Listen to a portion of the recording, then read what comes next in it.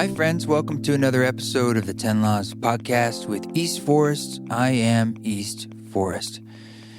It's been another wild week, and thankfully we have more of these conversations together. This one is with the wonderful Mirabai Starr. She's someone who's kind of woven through my little path with the Ram Dass Sangha, and I saw her here and there, and we were at the virtual retreat together that we did with Love, Serve, Remember a few months back. And so I really wanted to get a chance to get on the pod and dig into her world more because she has such a wonderful, beautiful history and beautiful insight as well. And one thing I wanted to note, because we recorded this a while back, and there's a moment about halfway through the podcast where we recorded this probably right on the day or the day after George Floyd was killed.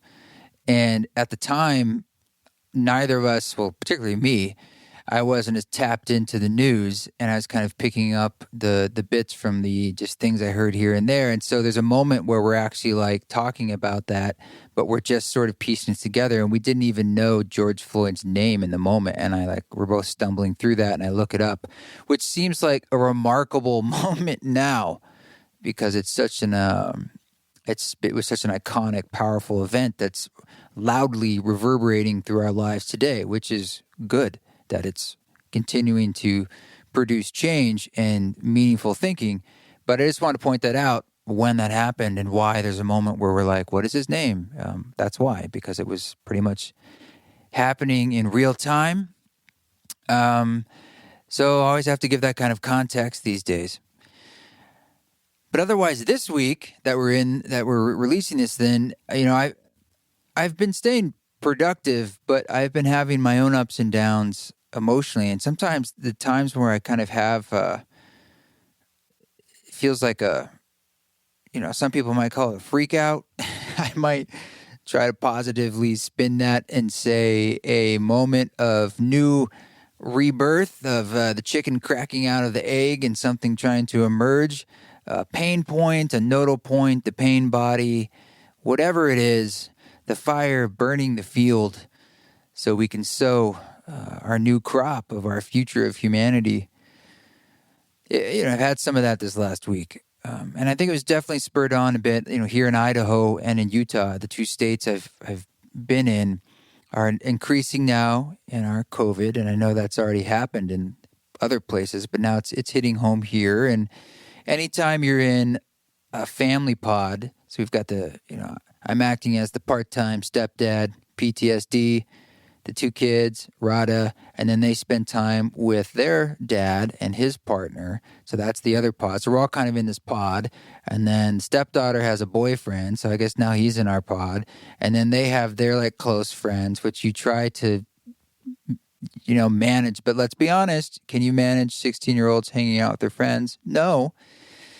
So the pod's getting a little loosey-goosey, and it makes some anxiety in me about all the efforts we're doing in a COVID sense, where all the things you can't control and the ways that we have to, are being forced to let go in things beyond the sphere of just me.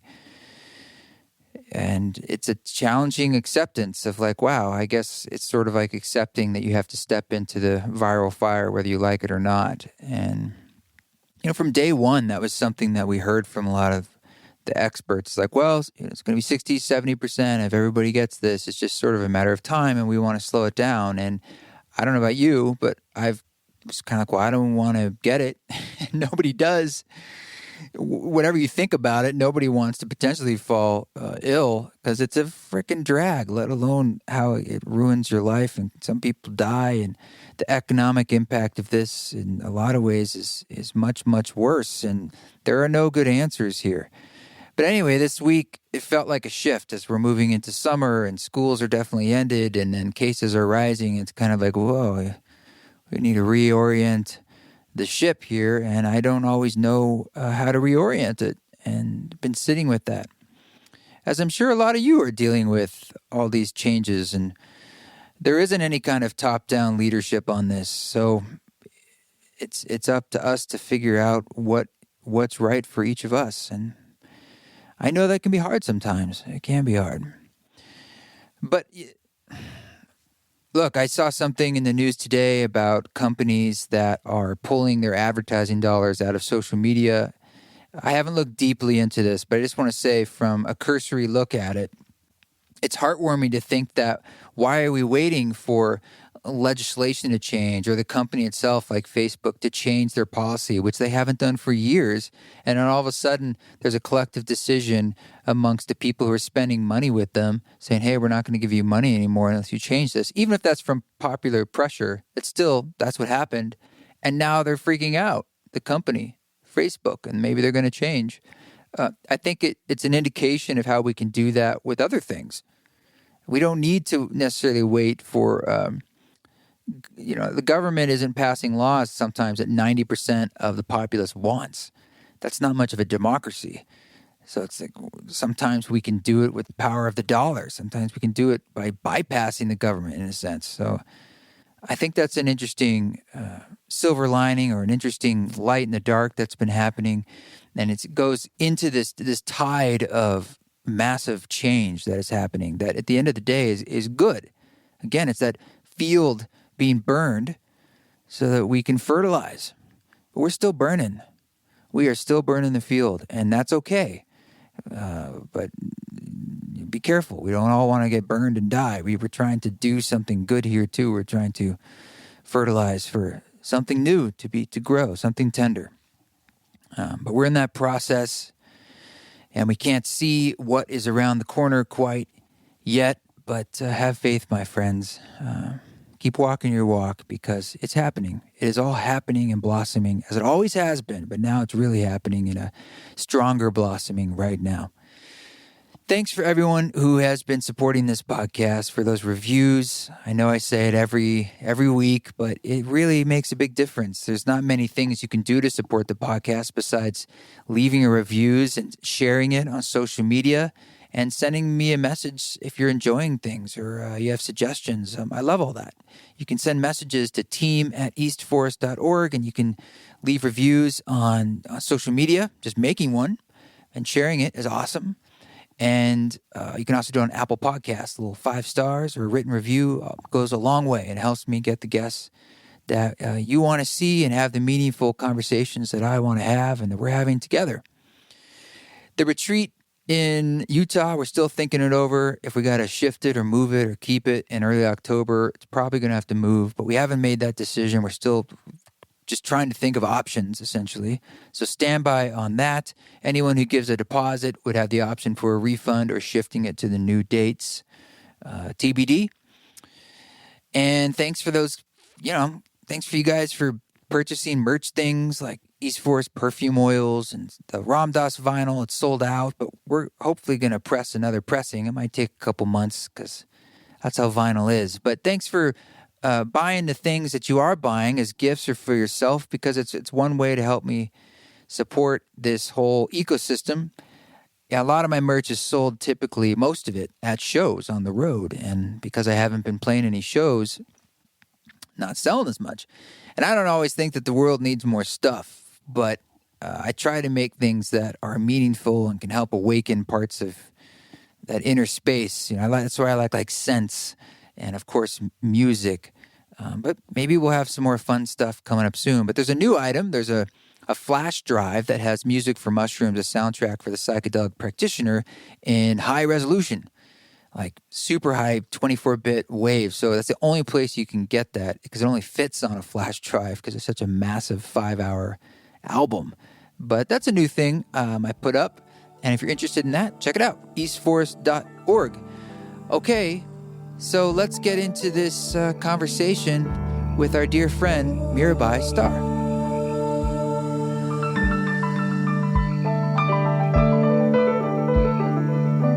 Well, I actually wanted to start there because that's sort of actually where, if I was trying to think about a starting point for where I was introduced to you, it was through Love, Serve, Remember. It was through Ram Dass. And that's been a point of connection for me with a lot of really wonderful people.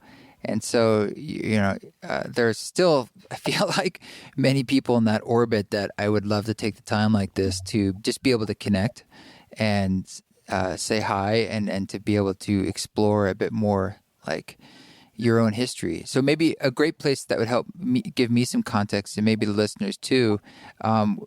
I know with Ram Dass in particular, you do have a little bit of a unique way that you guys cross paths, and it was quite a while ago. Could you just give us a little bit of that background? Because you had an interesting upbringing as well. Sure. So let's see, I just turned 59 a couple weeks ago. And when Happy birthday. Thank you. When I was 14, I met Ram Dass, although our paths had sort of already intersected, believe it or not, because as you alluded to, my parents were part of the whole counterculture movement of the late 60s and early 70s. So they were kind of older hippies, but definitely part of that wave of consciousness that was rising around the Vietnam War and the ending of the war. They were peace activists. They were social justice Jews, pretty much atheist Jews, but their spiritual lives centered around human rights and civil rights and early environmental issues. And so that's what led us into what was called then the Back to the Land movement. So they uprooted us from our suburban Long Island lifestyle, which already, by the way, was deconstructing itself in the 60s. Like already, even in New York, in suburbia, we were living communally. College students on Long Island. Yeah. Where in Long Island? I went to school in New York. Oh, Wantagh. Oh, okay. Beach. But my grandparents were all in the city, Brooklyn and. Sure. Well, knowing what I know of folks on the East Coast, that's a big leap. It is. To exit the tri-state area and be like, we're going into the world to live a different life. Yeah, or leaving the world. It was. Yeah, exactly. And turn on, drop out phase of things. Yeah, so it was. And it was, an urban suburban environment to a very rural lifestyle in Taos, New Mexico, which is where we ended up. But it was a period of time when people were kind of on an odyssey. Counterculture families were packing up their kids into vans and campers, which is what we did, and going on this kind of hippie enlightenment circuit. And part of that was driven by Be Here Now. Be Here Now came out in 1970, right? And it was 72 when my parents plucked us out of our lives and stuck us in this camper and began to travel around. And we mostly traveled in Mexico. And part of that was looking for Maria, I can't remember her name, in the magic Sabinas? Yes. Maria Sabina, yeah. You didn't find her? We didn't, but they did do mushrooms at Agua Azul, which was outside of Palenque in Chiapas. Wow. And then we ended up just camping on a beach, an isolated Caribbean beach, now known as Cancun, but it's empty, and for many months, and then ended up in Taos, New Mexico. And Taos was very near Lama Foundation, where, of course, Ram Dass created with the Lama community Be Here Now just a couple of years before. And that was part of the pilgrimage, find the place where Be Here Now happened. Okay. And then I ended up getting very involved with Lama because Lama was running the school. In those days, they called them free schools, the alternative school that my siblings and I went to. So by the time we got to Taos, I was 12. I just turned 12. Maybe I was still 11. Can't remember. And the school was taken over at that time by Lama Foundation. And so a lot of the teachers at the school were like Neem Karoli Baba devotees who spent half their time in India. And a lot of teachers of all different spiritual traditions came through the school. And then eventually the older grades started spending more and more time at Lama Foundation, actually for schooling. And I just ended up staying. Once I was, my 13 to 14 was when my own spiritual awakening really began. A particular event precipitated that. And that's when I met Ram Dass. What happened? At 13, 14, I suppose, going back in time, that might be an age that is somewhat common for a coming of age. And maybe there's vestiges of that with the bat mitzvah, bar mitzvah even. But now I would say that would be kind of early in modern life for some kids to really start to awaken on a spiritual level. It seems You were ahead of your game there. What can you tell us more about that? Because it Yeah, I perks don't up think my interest. of myself as having been advanced in any way, but yes, I definitely had a passion for spiritual life. And I think a couple of things precipitated that. One was that I was accidentally dosed with LSD when I was 13 at a party at a commune called the Magic Tortoise on Lama Mountain. Many people know the Magic Tortoise because it was one of those kind of iconic 60s, 70s communes in northern New Mexico. Northern New Mexico has been a real crossroads for a lot of different spiritual and social experiments for millennia, actually, but for decades, certainly. And it was at a party and the kids weren't supposed to get into it, but it was just in a punch, really, a lemonade. So I had a terrifying experience, not knowing that I was tripping on LSD at all, not knowing that that was what was happening. It was only later that we were able to unpack it. But it changed everything. And actually for at least a year, I was having trouble not being in an altered state of consciousness, being in anger. Wow. Yeah. So it was very scary, and the adults were so into their own experiences that nobody was really tracking me at all. And or to the extent to which they were paying attention, they were like, "Wow, far out, you kid," like there was no real care of my psycho spiritual being. But those were the times. I mean, there was a lot of love. It wasn't exactly neglect, but it would be certainly seen as neglect from contemporary standards and from 50s standards. But that was one thing. And then toward the end of that period, that was like early 13. At the end of my 13th year, just as I was turning 14, my first boyfriend, Philip, died in a gun accident. And that I think combined with these altered states of consciousness that I was slipping in and out of just blasted something open in me. And right at that time, Surya and Sharada had just come, our drama and music teachers had just come back from India. Neem Karoli Baba had just left his body, I think, at that time. Mm-hmm. And they brought home with them this comic book about the life of the poet Saint Mirabai. There are all these comic books about the lives of saints in India and the gods and goddesses, as you know. And so this one was on Mirabai, and we wrote a play. All the students got together and we wrote a musical with the music and the choreography of the dances and bhajans, singing kirtan. And I was cast as Mirabai. And so Philip had just died maybe a couple of weeks before. I had had the acid experience maybe 8 or 10 months before. And when I entered that stage at Lama Foundation, the big geodesic dome at Lama, the famous dome,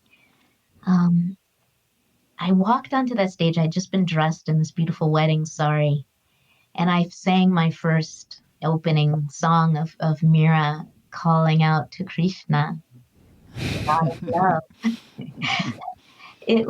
It just all broke open. And that bhakti energy, I'm not sure if your listeners are familiar with the terminology, so I'll just name it. Bhakti yoga, of course, in the Hindu tradition, is the path of love and devotion.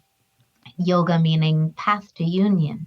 So bhakti yoga, which is by far the kind of largest raft, to use Buddhist language, in the Hindu tradition. Most people practice bhakti yoga who are Hindus, I guess. The path of love and devotion became completely my path. It was this passionate love longing that filled me, that I'm sure was interconnected with the loss of my first love and other losses. Actually, it had a number of significant deaths in my life from an early age. So I think death became a portal for me to spiritual connection, paradoxically, because it was about loss and longing that opened the way to this unitive kind of experience. You were cast in the play, and it seems like the play is continued. It's like it unfolds the lila. Yeah, right. Yeah. And so Ramdas gave me about maybe later that summer. Let's see. Yes, no, it was a year. Sorry, it's a long time ago now, Krishna. A year later, I went off. I left Lama and left home and went off with Ramdas. Followed him to New York, and that's when he officially gave me the name Mirabai. Oh, well, we have that in common. Names from Ramdas. Yes, which is unusual. We didn't dispense names very readily.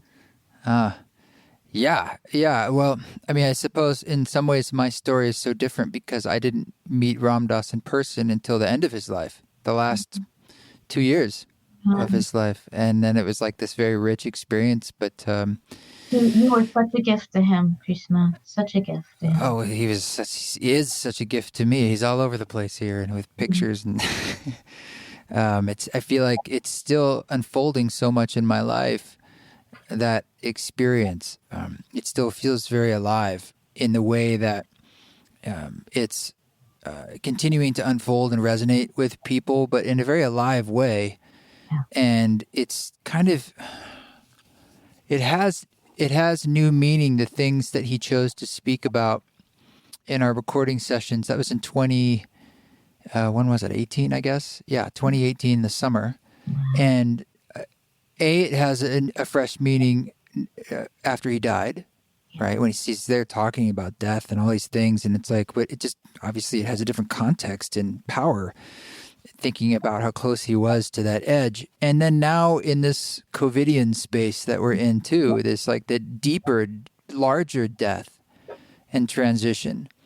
And it's something I actually wanted to talk about. So I'm glad you brought that up, about how that was a way of transformation in your own life. Because I'm sensing a personal level and on a macro level a kind of death, a different series of deaths, the death of our future in a way, our perceived previous future that we, previous future is a weird phrase, but I know in this there's a transformation occurring and wanting to happen and happening, whether we like it or not. But I'm struggling with it at times. Because I want to bring as much grace as I can to it. But I also, when you don't know even what's actually happening, other than that you see the change and transformation. And I want us to dive into this a little bit about what's happening now, maybe the lens of a death, the lens of loss in general. Mm-hmm. And I know you have a lot of experience with bereavement and grief. And it's such a tricky area for me. I'll just say the last thing. I know Ramdas would say the phrase, like, when he's grieving, he feels the closest to God. And I remind myself of that, but it still hurts. It still hurts to not know and all these emotions come up, like anger and loss and sadness and frustration. What are you feeling? And how can we bring more grace to this transition? All right. And can we bookmark? I have a question for you, which is how come he called you Krishna, and how is it for you? Yeah. I'll just tell you that. I mean, I've told my listeners this, but I'll tell you because I'm happy to. I was hanging out with Vishnu Das, who you might know. He's and we were just. I was there for a week recording Ram Dass, and I think I'd had one session. I was going back for another one. It was in between, and maybe I asked him about his own name or something, and he said, well, Ram Dass named me. And he said to me, he says, you can ask for a name. And I was kind of struck by that. I was like, what do you mean? That sounds crazy. And he's like, if it feels right.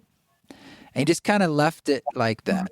And so it was just sitting in my mind. And after our last recording session, I was packing up. It was just me. And at the time, my partner was there and Ram Dass. And I knew that I might not have another time with him, certainly alone. I might, but I thought it's highly likely you won't. It was kind of like being in the spiritual White House. I kept thinking in my head, it's like, how did I get here? Like, oh, this is special, having alone time. This is special. Like, the door's closed, no one's bothering us. Like, I knew that was unique. And so I just thought it's now or never. And I thought I'll take a risk. And I knelt down and we were looking at each other, and I kind of blathered about how I'd heard this or that, and it's okay, you don't have to, but no big deal. But if you're feeling like it, all that kind of stuff. And he's just nodding and looking at me. And then I finished my rambling, and he was just staring at me. And I actually thought he either didn't understand what I was saying or didn't agree or whatever. And I actually just like thought, anyway, I was happy I took the risk, but I got to move on. And maybe 10 minutes passed, and I really went through this whole thing in my head where I went all the way to the process of letting it go and feeling stupid for asking. And he was meditating on the ocean with his beads, and I thought he was doing his own thing. And then he said, Krishna, and I still didn't get it. I thought he was talking about the music in the hall. And then he said it again, and I still didn't get it. He said it again. And I still was like, I'm not following you. What do we? And then my partner was like, this is your name. And then it all kind of hit me, and it just broke me open. But what's been amazing about the process is that ever since then, like the teaching unfolded much more after then, in that it's one word. And to be totally forthright, I didn't know a whole lot about the mythology behind it, just the broad strokes, and barely anything at that. And now it's when other people call me that, and probably to them it's no big deal. It's like, what do you want to be? What's your name? You tell them, and they use it with you. It's because Mirabai. Yeah. And so it's a reverse mantra in a way. So every time I hear this sound, it's a calling to me to drop my baggage and just be something new in the moment, or like just a new sense of who I am in now. And I thought that was a really powerful teaching on his part, because I certainly wouldn't have done that for myself.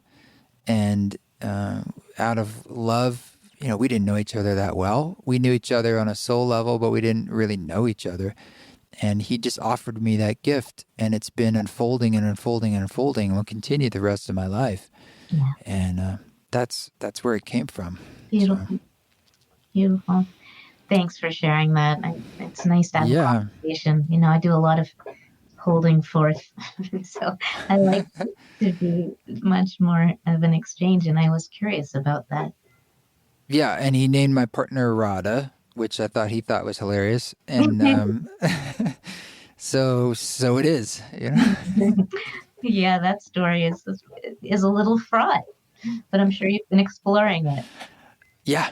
So it's been an embodiment, and yes. So death. That's a good segue. Which it was a death of kinds for me. It was kind of a death of old thinking, or an invitation for that. It was a doorway, because things.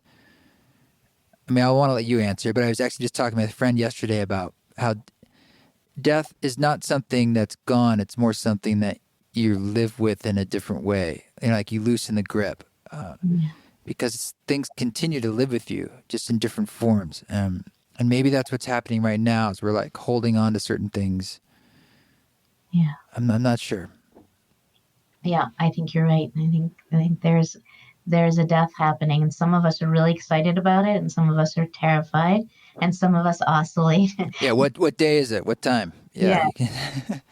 So, maybe I can start to respond a little bit to this field of question around death by being very literal and naming Ram Dass's death, since he is our common denominator here, and has been so influential in both of our lives and in the lives of so many of your listeners. I am grieving Ram Dass's death. He has been part of my life 25, 35, 45, 55, for 45 years. Wow. And which is the majority of my life. Yeah. And I don't even yet know what the landscape is going to look like as I go forward without Ram Dass in his body in my life. And it wasn't like over those 45 years he was always there. He wasn't always there, partly because I wasn't always there. I had to have periods where I withdrew. There was a period when I fired Krishna, by the way, long period, but then I took him back, like Radha did. Mm-hmm. And there were times when, yeah, I was more and less connected with Ram Dass. Early on, I was very connected to him, and the last 20 years of his life, I was very connected. There was a period in between when I was less so. But still, so much of what I do and say and write and am was informed by that particular human being, Ram Dass. And I can't even separate, and I've said this before, I said it to him when he was alive. When I'm teaching, I can't even tell like what comes organically from my own being and what was formed in my consciousness by him. It's so threaded, it's so braided and entwined with my consciousness, his teachings, his way of teaching, drawing on all the different world's religious texts and teachings, and his humor and his iconoclasm, his way of being very kind of subversive in his teaching, which Maharaji was for him. So that's my lineage. It's a nonlinear lineage, as Raghu calls it, and Krishnadas calls it, and but it's rich and it's real. So even though we were all expecting Ram Dass to die for a very long time, years, and even though I'm happy for him, that he's free from that painful body, pain-ridden body, I fucking miss him. I miss him. And I'm sad. So that I just want to name that. And so leading to the way in which this period of, did you call it COVIDia? What did you call it? I keep calling it COVIDian. This COVIDian period. COVIDian time, yes. Yes, a new geologic age. Yeah. It seems to be so much, as you said, and I know you've talked about this with other guests on your podcast, a time of the death of structures that we have either cherished outright or unconsciously just relied on, that to hold us and to keep things more or less expected. Things could unfold the way we expect. Expectations, exactly. Yes. Mm-hmm. And so it's a period of radical upheaval, radical unknowing. And what I'm finding for me, okay, so my first book, so I have a dozen or so books on the mystics of different spiritual traditions. That's kind of my thing. And the last one was Wild Mercy, living the fierce and tender wisdom of the women mystics. So looking at women mystics across the spiritual traditions, that's really where my heart is right now, feminine wisdom, and reclaiming it from the patriarchy, which is alive and well in all the world's religions, even the ones we think are alternative, like Hinduism and Buddhism, which are still quite patriarchal. But anyway, so my first book was a translation of Dark Night of the Soul by St. John of the Cross, the 16th century Spanish mystic. And the Dark Night of the Soul is all about radical unknowing. It's a sign of spiritual maturity, according to John of the Cross, when we enter periods in our lives where everything we thought was the way it is, it kind of comes undone. It's a dismantling. It's not us dismantling it. It just kind of happens. It's an artifact of our growing and maturing on the spiritual path. And in the beginning, the Dark Night of the Soul just feels like dryness, like aridity, like a desert, spiritual desert. Like we can chant with Krishna Das all day long and nothing happens. The bliss that we used to get isn't happening. We can listen to East Forest music that blasted open our hearts and melted us into the heart of the one. And it sounds like a commercial jingle for Cheerios. It just doesn't, it's not striking the heart chord and connecting us with that felt sense of the sacred. That's the beginning of a Dark Night of the Soul. And then if it progresses, if we're strong enough, and if we're yielding enough, if we can surrender into that aridity, John says, we will enter the deeper, more transformational Dark Night of the Soul, which is a conceptual undoing. It's when all of our spiritual ideas and our belief systems are unraveled and they don't make sense anymore. And so that seems to be what's happening right now. And it is a death. And all the spiritual traditions tell us, we have in different language, that we must die before we die. That fana in Sufism, that the annihilation of the illusion of a separate self. These ego deaths that have to happen. I'm much more interested in the feminine version of that. That's much less austere and harsh. And Well, yeah, because I'm freaking out a little bit because I'm thinking like I see all this happening and I feel it happening, and my fear is like, how do we not fall into the darkness so much that like we lose ourselves? I mean, what are the traps of this? I mean, maybe the feminine perspective or the energy of this is important for you to voice. yes, thank you, Krishna. It is. I really feel it is, because I am in the process of reclaiming, as I said, all of these classic spiritual teachings, the refuge prayers in Buddhism, the vows, and all of these different, in Judaism, you know, the mitzvot, the mitzvah of keeping the Sabbath holy, for instance, thou shalt, all of those I'm reframing and reclaiming through the feminine heart. And so if we were to reclaim the beauty of the dark night of the soul by weaving in the heart of the feminine, I think what we're invited to do is to abide in the most feminine space I know, which is the space of the mystery. In Taoism, in the yin yang symbol, the dark side is the feminine side. It's creative, it's fertile, it's mystery, it's wild and ungovernable. And that, I feel like, is the very space that we're in globally right now. We're in the feminine space. It's liminal space. It's ambiguous. It's mysterious. It's fertile and creative and wild and unpredictable. And my feminine heart is right at home here. And I think the feminine heart of the world is flourishing in the mystery right now, because it's accelerating and allowing for the crumbling of these structures that have had to go for a long time. And we're being forced to disengage from some of the machinery that's been driving us all, that wasn't aligned with our own deepest values for many of us.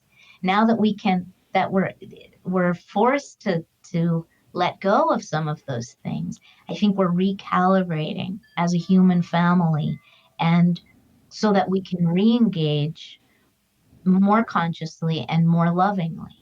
Now, before we move on from that, I want to claim my privilege here and name that I recognize that as a middle class-ish, still somewhat countercultural, middle-aged white woman who teaches spiritual stuff for a living, I have the privilege of being home and making enough money, not a lot, but enough to sustain me and my family right now, and that I can turn inward and do this deep interior work. And I can do it personally, and I can do it collectively with the various communities that I'm being called into these days in the COVIDian age.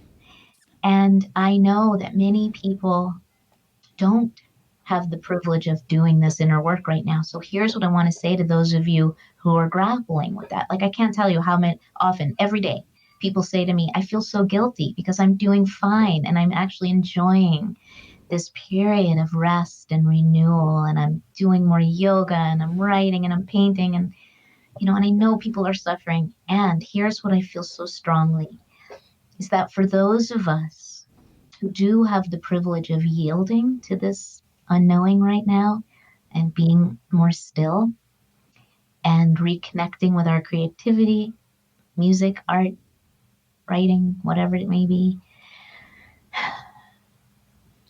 the cup that we're filling in this time is going to be needed as we go forth into whatever the world looks like on the other side of this. And I don't think there's going to be a clear other side. I think it's going to be a gradual liminal space.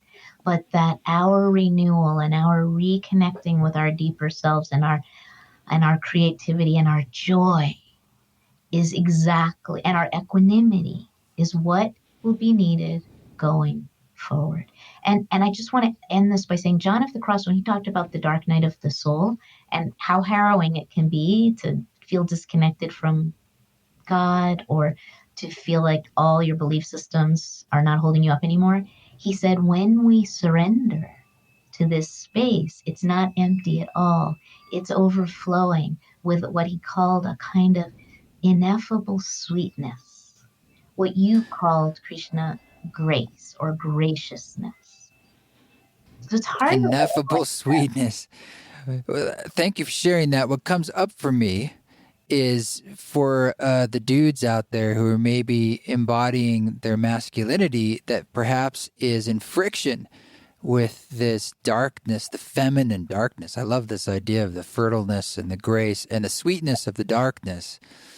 I mean, maybe that is the challenge, is there's a structure that is crumbling and falling and changing. Let's call it the patriarchy or the masculine energy. And it's for those of us who are men and who are perhaps living in a lot of that energy, that can be where the response is coming from. The stress is manifesting perhaps as anger, all the emotions. And so what do you recommend we can do to work with the masculine energy that's obviously still needed because it plays a role, Yes. but it's maybe that's part of the dis-ease that we're feeling. Yeah, beautiful. I think you're onto something here.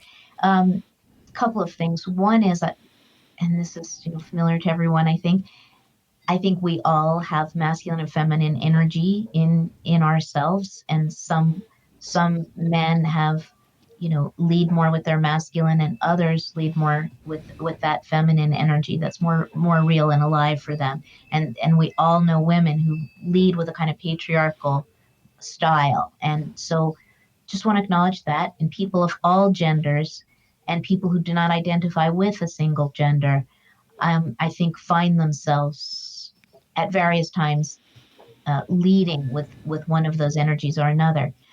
And I think all human beings are longing for the feminine right now, that the human family has been dominated by a masculine paradigm for thousands of years. And one of the things about this period, this liminal period that we're in, is we have the opportunity to consciously shift to a more feminine style of leadership that is more rooted in the heart and in relationships, which does not preclude dudes figuring things out, dudes in the form of men and in the form of women, figuring shit out to help us navigate the disintegration of these structures that we have relied on. Okay, so that's one thing. The other thing, okay, here's a perfect example. So we are pretty much sheltering at home. We being my beloved husband Gangadas and I. We've been together for 23 years. We've raised a family. We have grandchildren, but we're not really seeing any of our kids right now because he's older than I am. We're just being careful. So today we had our big expedition to Lowe's in Espanola, New Mexico, which is about an hour south of Taos, a small town where they happen to have a big hardware store because we're doing all kinds of projects in the COVIDian age. And when we were driving home, we were listening to Democracy Now! And today they were focusing on help me, Krishna, the name of the man that was just killed by the cops. Yeah, I've been seeing this, and I'll be honest with you, I've been taking a little bit of a break from some of the news. I don't know sadly, I can guess what happened, but I don't know what happened. I feel bad that I forgot his name. We can get his name. Yeah, we have the answers. So, yeah, okay. Oh, wait, I'm on a computer right now. Okay, good. You can keep talking. I'll get his name. You'll get it. Huh. So we were listening to this. I heard about it yesterday morning when I woke up, and it broke my heart to hear about this Black man who was apprehended by the police for suspected, using a counterfeit bill to buy groceries. And they threw him down on the ground, handcuffed him, and they were 4 white cops, and he was a Black man. And one of them put his knee on the man's neck, and the man calling out, "I can't breathe." And George Floyd. Floyd, yeah. George Floyd. Yeah. George Floyd, we are speaking your name. And Yeah. he was calling out, I can't breathe. He was calling out for his mama, and he died. They fucking killed him. And so we were driving home through this beautiful canyon, the Rio Grande Valley. It's very dramatic, beautiful. Um, we're listening to this, and we're having my husband and I, Gangadas and I, are having two completely different experiences. I am crying. I take off my sunglasses to wipe my eyes, and he's like, "Are you crying?" It's like, "Yes, I am crying." And I said, "What are you feeling? I mean, doesn't this break your heart?" He said, "I am just so angry. I am so Mm. angry." So we were, a foot apart in the truck, and he's consumed by rage, and I am consumed by sorrow. And we both acknowledged silently, but it was clear because we've been married a long time, that our two experiences were both valid and that he was having his and I was having mine. And they were both right and they were both real and they were both necessary. They were both necessary and transformational. Like, this is the alchemy. Alchemy happens through fire. It's not easy. Yeah, it's we have to remind ourselves of these hard lessons of like we're here to go through, the grist of the mill. We're here to face challenges, to learn, to grow, to have experience. And why wouldn't the experience be as rich as it could possibly be dreamed up? And it's more intense for me now. The skin around my heart is thinner and I'm feeling it all more than ever before. I've always been a feeler, but I'm not worried about it, Krishna. I guess that's what I'm trying to say, is that I believe that my willingness to enter into the fire of the broken, open heart is necessary right now. There's also a lot of joy right now, but both of these things to fully be in them in ways that I haven't been able to when I was just driven by the tyranny of tasks that was part of my life 2 months ago when I was traveling all the time. True. I mean, there are many openings there are so many more doorways that have opened up for us to step through these spaces that just were not there before. Is that, though, the kind of similar advice or how you'd work with someone who's dealing with bereavement? Yeah. Like a similar process of having them step into the fire of the heart? Yes and no. I mean, yes. When I sit with people, I sit with them in the fire. Like, I climb right on in there. And it's not like I just decided I wanted to be a grief counselor when I grew up. I mean, it's like someone who counsels alcoholics. It's hard to trust someone if they haven't also been an alcoholic. I am, bereaved mother. My daughter Jenny was killed in a car accident when she was 14, which was the day that my first book, Dark Night of the Soul, came out. And that has really informed my path. I was 40, so it was almost 20. Oh my gosh, almost 20 years ago. And so there was no other response possible, but eventually to step into a place of holding space for other people whose children have died or whose loved ones have died. And so when I invite people to be with what's happened to them, I'm not doing that from some kind of plateau, or pedestal of never having suffered an unbearable, shattering loss myself. So I just wanted to say that. I also don't tell people early on, like, just sit in the fire. It's okay. You need to enter into it and be with it, and it will transform. I don't give people I don't impose any agenda on people whose hearts have been shattered in grief and loss. I just try to be with them and bear loving witness to them. So it's the first thing I want to say.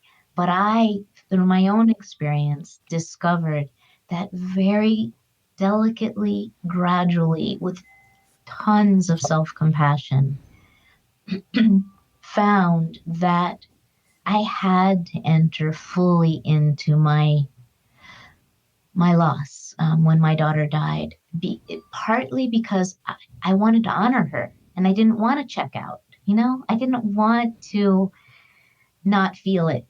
not be with it and not like hold her in a way through my own grieving her. It felt disloyal to not show up for the experience somehow. And it was an act of love for me to sit in that fire. And it took time, at first you could only dip a finger or a toe, or, and then eventually little by little, it was sort of like, I've died anyway. The death of my child killed who I was. She died with her. And so I have nothing to lose. And sometimes when we're most shattered is when we can most surrender. And it was, for me, it was in that surrendering process to the grief, to the loss, to that fire, to that tidal wave. Sometimes it was a tidal wave that I saw coming and I just couldn't get out of the way. So I just gave in. That I reconnected with my kind of youthful longing for God, that early Mirabai Krishna thing that I had sort of matured out of over the years and become more non-dual. And I reconnected through the fire of grief to the power of yearning for the beloved that had been so much part of me at the beginning of my spiritual path. Because grief and loss feel to me like the same landscape as longing for God who I don't even believe in with my analytical mind. So yes, I guess my counsel to people, because that's what you keep asking in some way or another gently, is like, what would you offer to people in this time of radical unknowing and harsh realities of the inequities of our economic system and our racial systems, our racist and white supremacist systems? Like, how do we, what Ram Dass used to say, keep our hearts open in hell? How do we be of service? And I guess one of the main things that I learned from Ram Dass is if I think I'm helping somebody else, then I'm setting up a dualistic reality or unreality that is a gaping chasm that cannot be crossed. But when I allow my heart to open and melt into the warmth, let the warmth of that care melt the boundaries between myself and the other, then I recognize that there isn't an other, that we're all interconnected in this web of being and we belong to each other. And I will know if I don't check out and turn away, my heart will know what the right offering is for this time and this particular form that I've taken. Jewish wisdom, mystical wisdom anyway, says that we're each imprinted with exactly what is ours to do in this world, to give, to be. And sometimes we just need to get quiet enough to connect with that and to dispense with the preconceptions about what it means to be of service. Like, look at those activists and they're chaining themselves to the gates of the Pentagon. I should be doing that, but maybe what is mine to do is to make beautiful music and make that a meditation. Maybe mine is to write books that are poetic and yummy, use sensual language to wake up the heart. Who knows? Right. Yeah, when we live in a world that's very quantifiable, I think that's an important point to recognize that how we step into service isn't quantifiable. It's an energy, it's an intention more than it's kind of a result in a sense. You use the phrase to step more fully into the experience, like when you're talking about the grief. Do you remember, do you know like how you do that? How does one choose to enter more fully? So I wrote a book about this, and I'm not trying to sell books because all the authors out there now, you make around 11 cents a book, so it's not anything. But if people have experienced the transformational power of grief and loss, you might resonate with some of it. Plus, it has my counterculture story, and I think it's dedicated to Ram Dass. Yes, it is. And in that book, I talk about heartfulness practice. And, I didn't make that up. I mean, I did for this book, but lots of people have used that term, come to that term themselves. And what I mean by that is that I've had decades of training, of meditation training, particularly in the Vipassana tradition, mindfulness meditation practice, that invites us to be present with what is. So if we're sitting in meditation, we're not trying to get some particular results or attain altered states of consciousness or anything else. We're just showing up for what is and becoming curious about it. Now, when it comes to shattering loss, traumatic loss, any kind of transformational loss, and it doesn't have to be just the death of a loved one. There are lots of ways that we experience loss. It's that practice almost sounds brutal, like I'm just going to be with it. I'm going to use my spiritual muscles and lift it. Force my way in. Yeah. But a heartfulness approach is still a practice of being present, of cultivating presence, but it's done with love. It's done for love. So in the case of losing a loved one, I'm not saying that you have to sit on the cushion and close your eyes and turn inward and meditate through your loss. I, for one, couldn't. My meditation practice went right out the window. All spiritual books were bullshit. I couldn't deal with them. Belief systems, platitudes, all of you grievers know what I mean. No patience for platitudes of any kind. But there was this deep desire to get quiet and to turn inward and to be with what had happened. That, in fact, all the people crowding in and trying to fix me was unbearable to me. Like, just please leave me alone. I just need to be still. I need to turn inward. I need to be with this. And in that process of just clearing, I tried to do it nicely, but when you're freshly grieving, sometimes you're not so nice. But my loved ones were very forgiving. I just needed alone time and spaciousness to just sit. It wasn't sitting in meditation. It was to just be and look out the window and do nothing and allow the shattered pieces of my life to just kind of fall around me and sit in the wreckage. And it was holy ground, that wreckage, and find a very delicate, quiet connection, a new way of loving this person that I had been loving in her body, my child, my 14-year-old daughter, who I was in the middle of mothering. Teenagers. Wow. Everything was about Jenny. And then everything was still about Jenny, but it was a new metaphysical relationship that needed to be forged, and it could only be forged in the quiet of my heart. And I could also tolerate other bereaved people, the company of other bereaved people. It reminds me of Ram Dass talking about the seed of the witness, and which he would bring up a lot. It came up a lot on at least the album when we were recording, and it seems like a similar state of allowing. Yeah. Of sitting with something, but it's just witnessing it. And that he kept talking about that, like that being the seed of the soul was another phrase he used. You kind of interchanged them at times. Like he used it in that song Dark Thoughts, where he's talking about, to witness the dark thoughts and then to love them, as opposed to all the other machinations we can do to deal with dark thoughts. Yeah.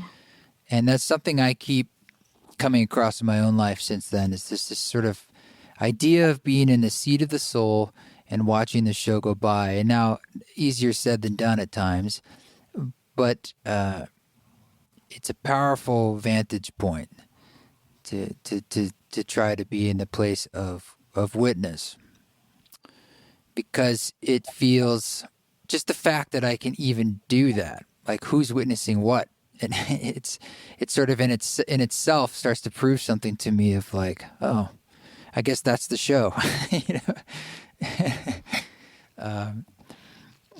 You've spent decades, as you alluded to, working with all sorts of different religious traditions and looking at these teachings and looking for connections.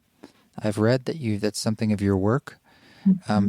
Through all that time, have you been sensing some overarching through lines between them, between this diversity of teachings, that maybe, does any of it speak particularly to this extremely modern transition that we're in? Yes. Thanks for that rich question. So a lot of that is up for me right now. My decades of interspiritual studying, practicing, and teaching, I am reevaluating in this time myself. So I'm giving you the kind of living version of where I am with it right. Perfect. Yeah. So the threads, first to answer that question, that I have discovered, I think is what we all intuitively know or know through experience, and that is love and justice, like threads of social justice and environmental justice that are in all the world's great spiritual traditions. And also love, so love in the form of justice, and also love in the form of a yearning for union with the one that flows through all of the spiritual traditions. Right. And I think that I've said, a lot in various places in print and in speaking, that some of us are temperamentally more interspiritually inclined than others.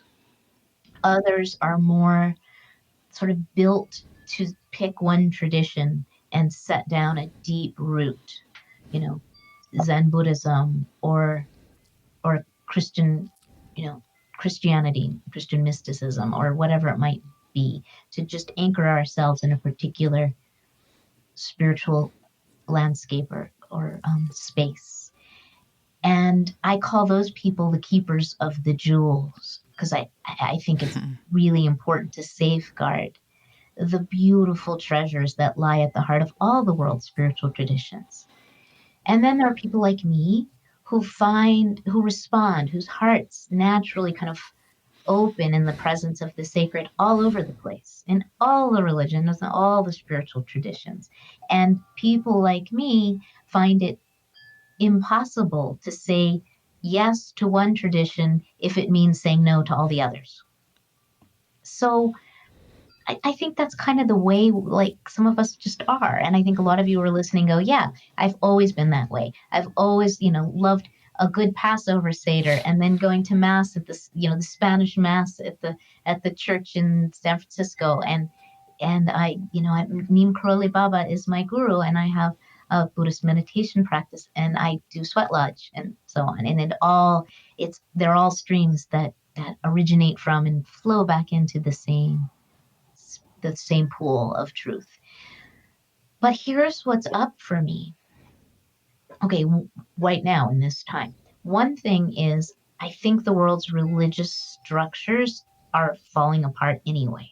They already have been for a long time. Most of them are crumbling. People are leaving churches in droves, and new people are not wanting to be ordained. And a lot of the existing religious structures are irrelevant to a lot of, especially millennials and younger people. Right. They're suspicious of them. They don't relate to them. And yet, younger people that I know are still on fire with desire for truth and for spiritual experience. Mm-hmm. So we've got the keepers of the jewels who are holding these treasures and sharing them. We've got people who are saying, you know what, the structures actually don't work. Let's create something that's because they're so hierarchical, they're so patriarchal, they're so dualistic. Let's create community, spiritual community together that is informed by all of our gifts. And I see that happening, which to me is a much more feminine approach. But the last thing I want to say about this whole interspiritual quest, which I'm still very much engaged with, and I'm very interested in the leadership coming from the margins, from women, from people of color, from people who are genderqueer, from younger people who have such wisdom and aren't generally heard or respected. All of those voices, those are the ones I want in my spiritual communities.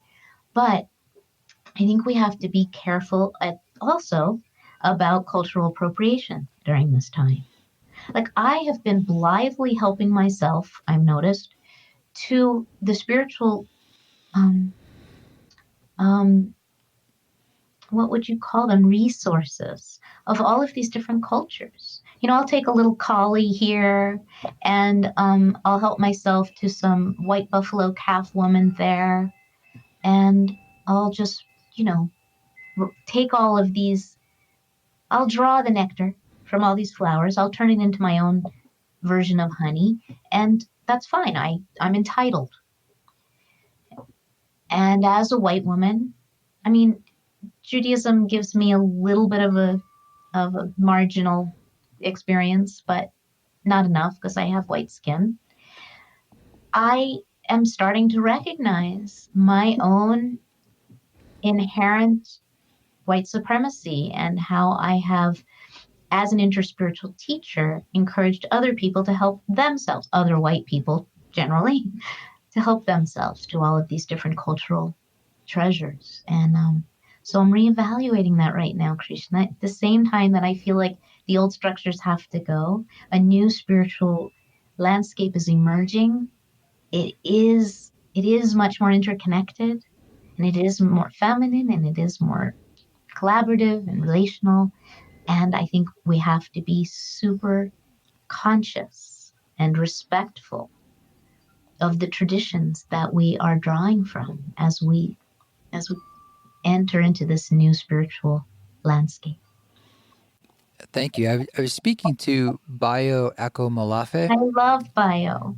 Yeah, and he used this word a few times of composting. Yeah.